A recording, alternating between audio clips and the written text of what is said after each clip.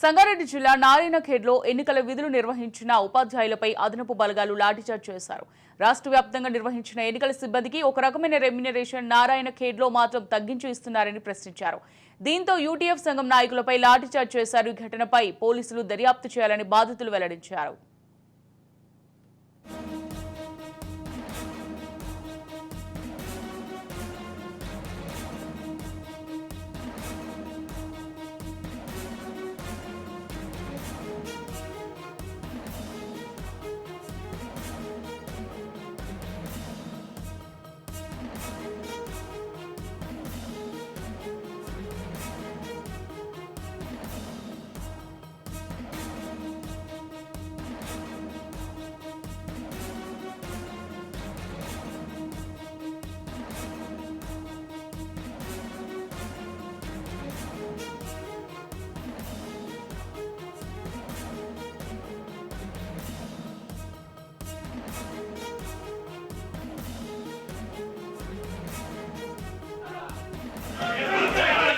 పంపించాల్సిందిగా కోరుతా ఉన్నాం.